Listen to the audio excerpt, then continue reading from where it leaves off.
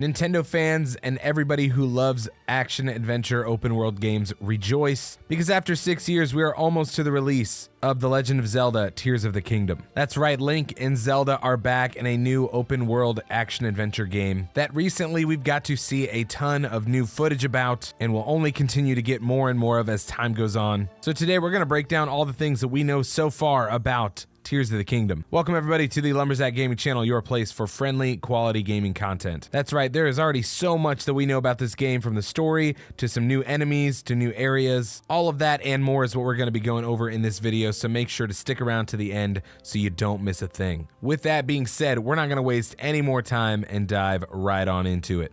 In Tears of the Kingdom, the desiccated corpse of Ganon has arisen from beneath Hyrule Castle, and the tendrils of malice have started to spread once again. Tears of the Kingdom is going to build onto the world of Hyrule that we experienced in Breath of the Wild, and one of the biggest differences is that the skies have been opened up with floating islands and dungeons that we have never experienced before. So yes, while the map of this game is very similar to Breath of the Wild, it is still Hyrule. There is plenty of changes that have occurred in new vertical spaces that we're going to be able to experience from beginning to end. And a decent amount of the areas that we've already experienced in Breath of the Wild have been changed over the course of time and been affected by the malice that we're going to talk about here in a little bit. Now, one of the things that we can see from the trailers is the fact that Link's arm completely gets devoured by this malice, this corruption, as well as the Master Sword. So in Tears of the Kingdom, Link is definitely getting a new arm with some new powers, and the Master Sword is going to get a new look, and we have that confirmed by the Master Sword being there on the logo for the game. I do wonder if we should change the name of the Master Sword, because clearly, it's not the Master. Either way, it looks like we're probably going to get some really creative new ideas when it comes to weapons and variations from the Master Sword throughout Tears of the Kingdom. Now, one of the things that we're going to see from Breath of the Wild to Tears of the Kingdom is the return of these labyrinths. In Breath of the Wild, there were 3 of these labyrinths, 3 mazes that you needed to make your way through and complete. Now, the reason this makes a difference in Tears of the Kingdom because they are now floating in the sky. At least a couple of them are. There's actually footage from the new trailers that show that they were in the ground at one point and now they are floating in the sky. So at some point, something in the story is going to cause this to happen. Now, obviously, one of the common themes about Tears of the Kingdom are all the buildings and dungeons and things that are floating in the sky. And almost all of these things that we've seen so far are brand new structures. However, these labyrinths are not new. Something has caused them to go from the ground to fly up in the air.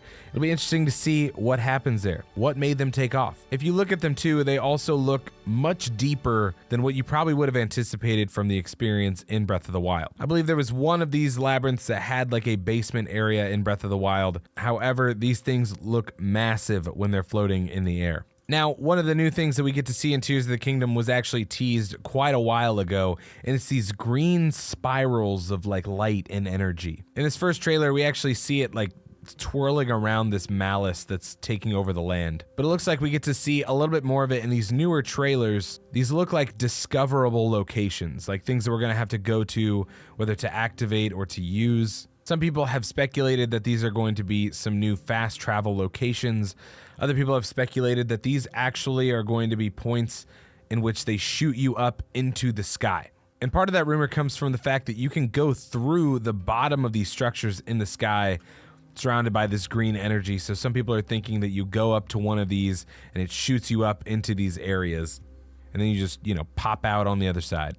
Either way, these are going to definitely be discoverable locations that you can use. To what end exactly, we still are not 100% sure, but they will be scattered all across Hyrule. Now, as we stated when we talked about the story of Tears of the Kingdom, these tendrils of malice are starting to spread again. They're corrupting the world. And one of the key parts of this last trailer is the blood moon that is just menacingly standing in the sky, shooting out this malice all across the world. Not only that, but the malice that is shooting out from the blood moon is actually spawning out these enemies. So it's not just sitting in the sky to look menacingly, it is shooting out the things that we're going to be attacking here in Tears of the Kingdom. And that being said, we definitely have some confirmation of some new enemies and new enemy variations. And just looking at what this malice is doing already, you can see these new enemy variations of these bokoblins with these, like spears, horns on their head.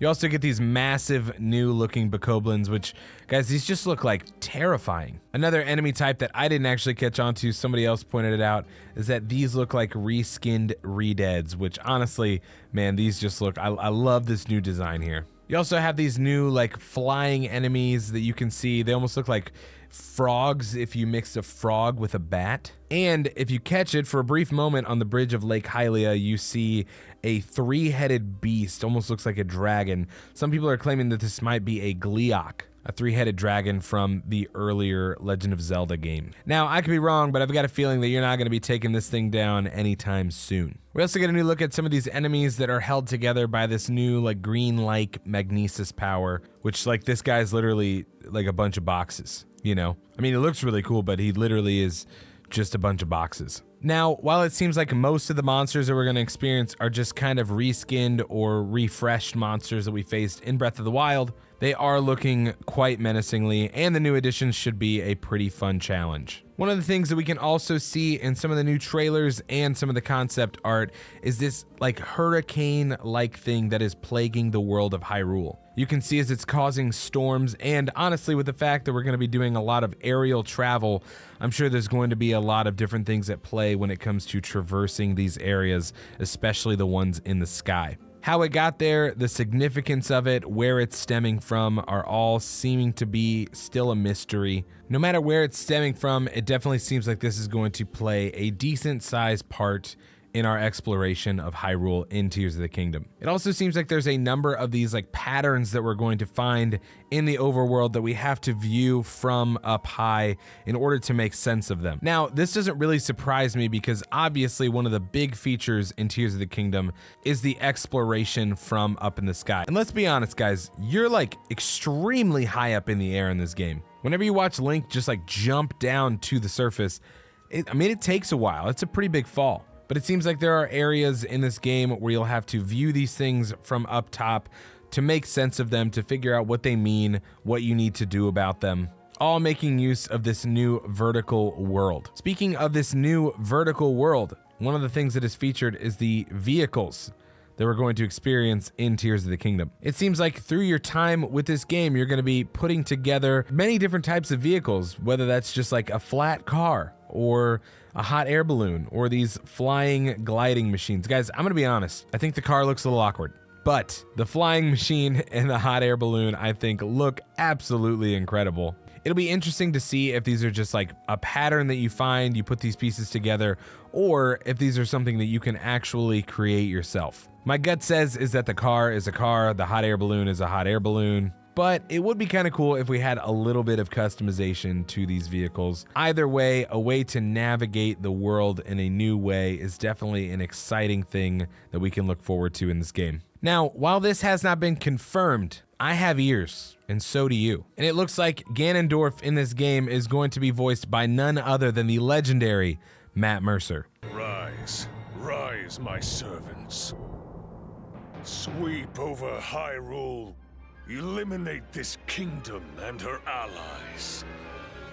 Leave no survivors! Which honestly, I am a huge Matt Mercer fan, guys. I am incredibly excited for him to voice this role. Now, like I said, this is not actually a confirmed thing, but guys, let's be honest, we can recognize his voice from anywhere. It's also important to know that this is going to be one of the first Switch releases that is going to be releasing at a $70 price point USD. Now, while there are some people that are going to be upset about this, so unfortunately, this is just going to be the new normal price. We also have a confirmed release date for May 12th of this year, and it seems like with all the marketing that they're doing for this game, they don't seem to be backing down from this or expecting any kind of delays. I still wouldn't hold my breath, but that is when we are expecting to see this game. Let me know in the comments what you're thinking so far about Tears of the Kingdom. Is this something you're looking forward to, or is the hype just a little too much for this? We're going to be covering Tears of the Kingdom all the way up to its release and beyond, so make sure to hit that subscribe button for more information. Thank you for tuning in today, guys. I'm glad you're alive. I'm glad you're here. For more information about games that are coming up, check out this video over here,